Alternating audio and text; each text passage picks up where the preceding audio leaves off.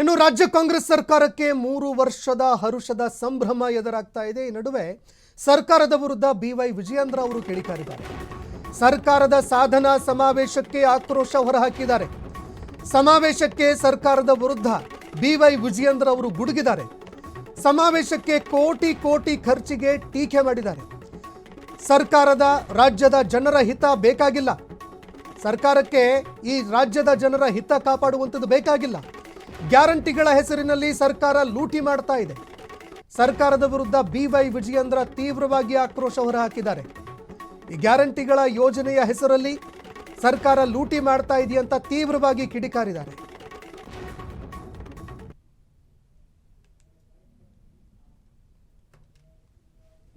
ಗ್ಯಾರಂಟಿಗಳ ನೆಪವನ್ನು ಒಡ್ಕೊಂಡು ರಾಜ್ಯ ಸರ್ಕಾರ ಜನರ ಪಾಲಿಗೆ ಬದುಕಿದೆ ಅನ್ನೋದನ್ನ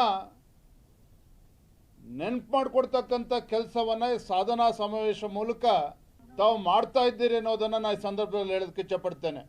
ಸರ್ಕಾರ ಕೇವಲ ಜಾಹೀರಾತಿನ ಮೂಲಕ ತಮ್ಮ ಯಶಸ್ಸನ್ನು ಬಿಚ್ಚಿಡ್ತಕ್ಕಂಥ ಕೆಲಸ ಮಾಡ್ತಾ ಇದೆ.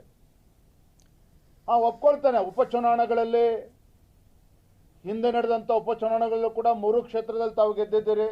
ಮೊನ್ನೆ ನಡೆದಂಥ ಬಾಗಲಕೋಟೆ ಮತ್ತು ದಾವಣಗೆರೆಯಲ್ಲೂ ಕೂಡ ನೀವು ಗೆದ್ದಿದ್ದೀರಿ.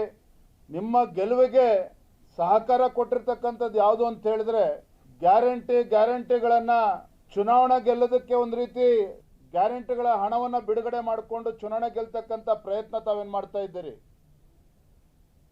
ಈ ಗೆಲುವಿನ ನಾಗಲೋಟ ಬಹಳ ದಿನ ನಡೆಯೋದಕ್ಕೆ ಸಾಧ್ಯ ಇಲ್ಲ. ಹಿಂದನೂ ಕೂಡ ಕಾಂಗ್ರೆಸ್ ಸರ್ಕಾರ ರಾಜ್ಯದಲ್ಲಿ ಅಸ್ತಿತ್ವದಲ್ಲಿದ್ದಾಗ, ಇದೇ ಸಿದ್ದರಾಮಯ್ಯವರು ಮುಖ್ಯಮಂತ್ರಿಗಳಾಗಿದ್ದಾಗ ನಂಜನಗೂಡು ಬೇರೆ ಉಪಚುನಾವಣೆಗಳ ಫಲಿತಾಂಶ ಏನಾಯಿತು, ಫಲಿತಾಂಶ ಬಂದ ನಂತರದಲ್ಲಿ 5 ತಿಂಗಳ ನಂತರದಲ್ಲಿ ನಡೆದಂಥ ಸಾರ್ವತ್ರಿಕ ಚುನಾವಣೆಯಲ್ಲಿ ಜನರು ನಿಮಗೆ ಮನೆ ಕಳಿಸಿದ್ದಕ್ಕನ್ನ ತಾವು ಮರ್ತಿಲ್ಲ ಅಂತೇಳಿ ನಾನು ಭಾವಿಸಿದ್ದೇನೆ. ಗ್ಯಾರಂಟಿ